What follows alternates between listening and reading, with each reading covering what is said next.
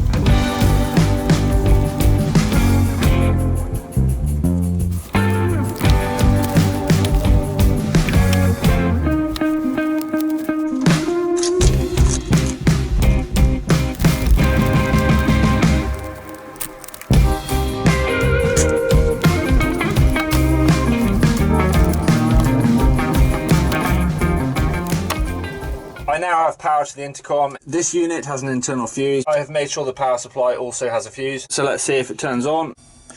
Well, there's power there. I'm not entirely sure what this means, but I need to get some headsets first and plug them in. Next, I can route the cables for the headsets. They are sided, so they are marked driver and co-driver.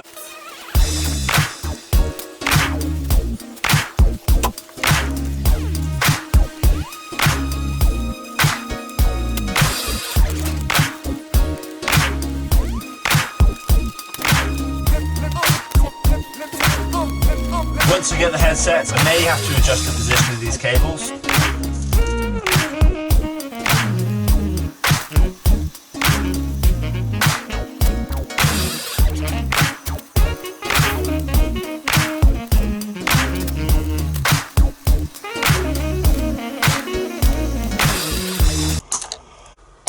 I've just come to get my headsets from Nicky Grist, see if they're in. Hello. Hi. What are you up to? You know, Friday afternoon. Yeah. Having a bit of a sort out. How's it going? Yeah, not bad, not bad. What can we do you for? I'm here for some headsets. Ah, okay. All right. You got some in stock? Yeah, no worries. We've got plenty of there. Plenty Excellent. of those. Yes, come on through.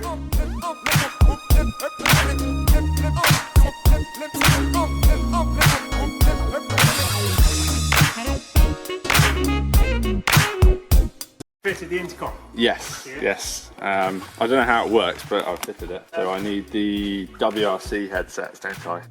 These two are going to work directly with your intercom. You've got one of these, haven't you? Yes, yeah, DC10.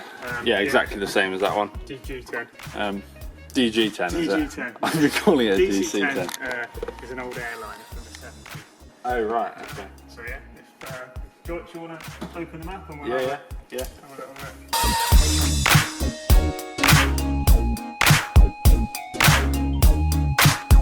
These obviously for road sections in rallies, but they're particularly useful for just road driving in a loud car. Ears ringing, yeah. Those noise cancelling ear cups, they do a brilliant job of just cutting out any ambient noise. So in your case with the fuel pump, which is ridiculously loud. No, I'm used to loud stuff, mate. A little good quality. Yeah, they're good. So these just plug straight into that.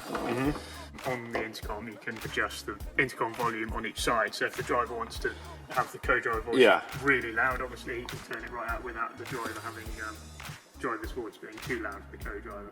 So yeah, it's a really good unit. These ones, they're great for any kind of rally car really. Yeah, noise cancelling capabilities that they have means that you can cut out sort of any ambient noise, be it gravel, tarmac, higher noise, fuel pump in your case. I'll try one on.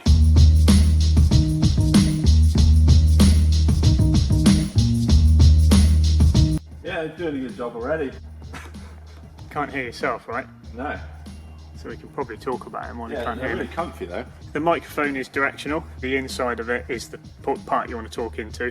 Obviously, you could, by accident, you could accidentally twist it round or something, but there's a little arrow on the inside, and that's another really important thing. Oh, okay. There's an arrow on the inside, and that side needs to be near your face or near your mouth. Roger. And it should be as close to your mouth as possible as well. Yeah. Makes a big difference. Again, some people make the mistake of jumping in and the microphone's like up by their eye or something. So. Yeah.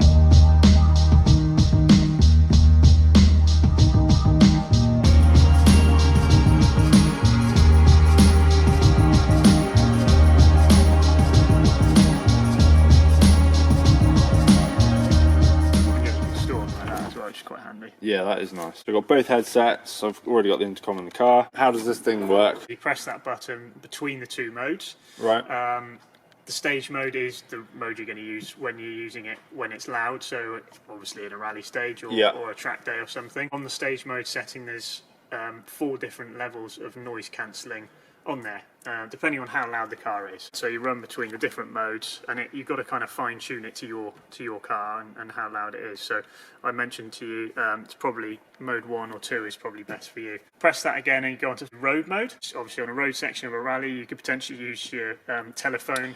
It's Bluetooth. Which you pair with Bluetooth. So that's really handy. You can then call your service crew and you can say, look, I think I've got a problem with something. And obviously you're doing it with the headset, so it's all nice and safe. You can also, which would be really useful for you, doing like road trips and things, you can listen to music. Right. You could even plug in and put your favourite podcast on. And these two are just for connecting cameras, so if you want to connect a GoPro, your GoPro footage has got you and your co-driver talking in the car, which is really good for instruction, so you can relay footage of that. Right, there for you. Yeah.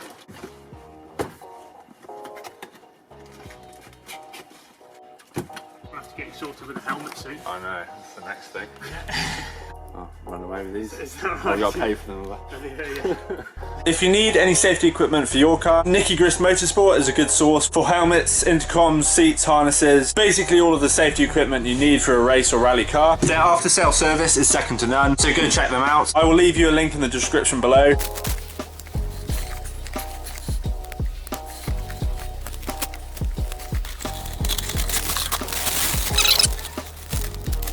Okay, so I have a bit of distortion. That's not particularly good. Hold on. Oh, it's gone off. Hello. Check. I've got both headsets installed. I've just turned it on. We still have just 5s flashing. There's a buzzing coming from this unit. None of the buttons work. Pretty sure I've wired it up right. There's only 2 wires, but I'll double check. It wouldn't power up anyway if I got them the wrong way around. I need to take this back off and then see if we can figure out what's up with it. I'd probably say it's beyond my capability. Yeah, I did actually get given this. I was told it was working. It appears that it's not. We'll take a look and go from there. I've just checked the wiring and I've also taken the back off, and there was some white powdery stuff on the inside. These nuts are quite rusty too. I'm just going to give it a clean up and then I'll give it a test drive.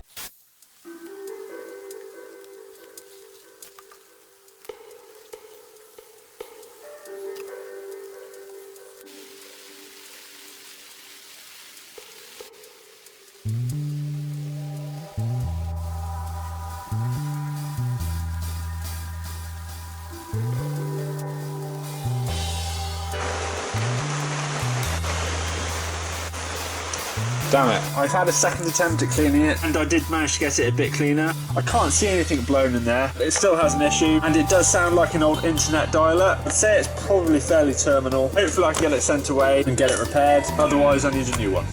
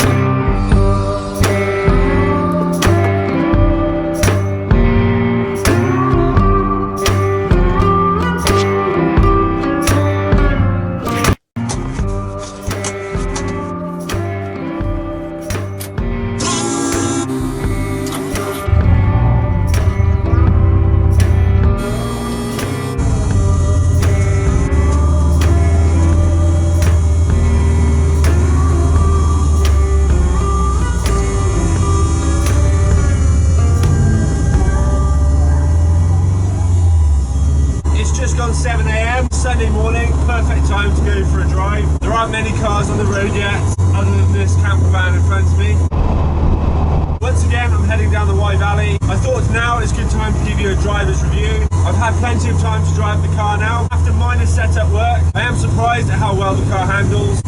One thing I will say is the car seems to understeer a bit in corners. As many of you have been saying, this could be down to the Ackerman angle, as I've shortened the wheelbase quite considerably. But to be honest, if you're on roads which I like driving on, more open flowing B roads, it's not really a concern. The ride is very comfortable. I've been sat in the car a couple of hours at a time and it's not really a problem. Biggest thing is the noise, so once I get an intercom sorted out, hopefully that will cure that problem.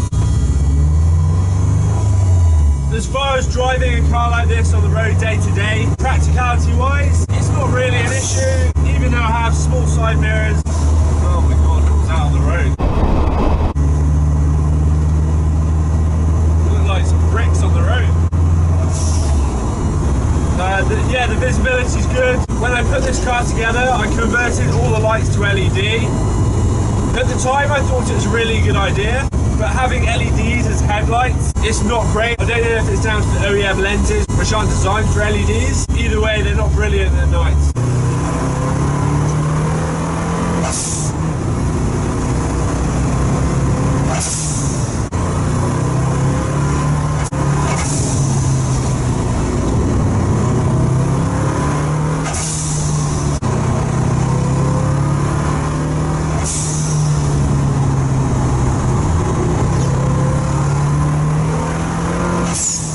Cooling the car goes, probably said it before, but that fan in the back does a great job of getting temperatures back down. It generally sits between 80 and 90 degrees. So for the first time installing rear mount radiator, I really can't grumble at all. Running 30mm ID hoses seems to be working well. If my voice is going to go hoarse, I really wish I had an intercom set up.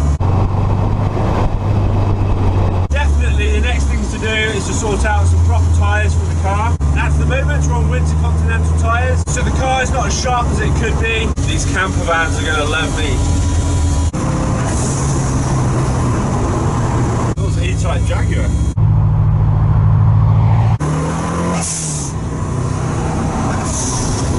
The four-wheel drive is just brilliant in this car.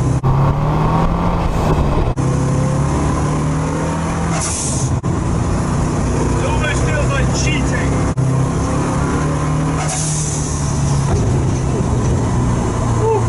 You hear that knock? I think that's the same issue I've been having when the lockers on the coilovers are coming loose. I have brought something so I can check that and see if that is the case, so I'll find somewhere to park up. Yeah, shortly after sorting out some tyres, there'll be some proper suspension. I was chatting to a guy at Rally Day this year. We're talking about fuels and what fuel this car was mapped on. When I told him it was Shell V-Power, he raised his eyebrows a bit and asked me how the fuel consumption was. Needless to say, it's not great, and I think V-Power has a bit of a reputation over other similar octane fuels for its fuel consumption. Roads are actually really slick. I think we've had some rain in the night. Yeah, these tyres are scary. I'll try and pull in somewhere and we can check the suspension. Right, let's have a look. Got the tools. Doesn't actually seem too loose, which is a bit of a concern. I will carry on, and we'll just be wary of the noise on the front right when we hit that pothole. Those of you who have been watching this build early on will know I was initially after a lot more power than this car is producing currently. The moderate tune, it produces over 300 horsepower, and to be honest, with a hybrid turbo for road use and the type of roads that I like driving on, I think it's a good amount of power. At the end of the day, you want a car that you can lean on a bit and have some fun and not be silly with the speeds you're driving at, and you also want to feel like you're getting the most out of the car, i.e. you can push it hard. One question I had when I was starting this build is I was wondering what the car would actually drive like. The concept of a short wheelbase Subaru Impreza, I mean, it could have gone either way. I'm mildly surprised but very pleased with the results. It really is a lot of fun. I am a little disappointed it still sounds like a Subaru. Not that there's anything bad about that signature sound, but I did want it to be a bit more of a mystery, so people didn't really know what was under the bonnet. I guess Peugaru is kind of obvious as well though. Unless I can think of anything else to say, I'm going to wrap this up.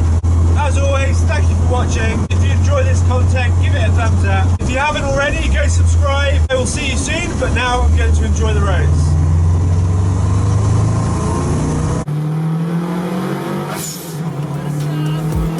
I just go till I drop, whether it's working or shots, give it all that I got. You can watch me work in my element. Anyone in the way is irrelevant. You wanna cross me, cool, not intelligent, cause I don't forget shit like an elephant. Go ahead and tempt me, put it on the line and you'll come up empty. If I got time, I'm deadly, never caught off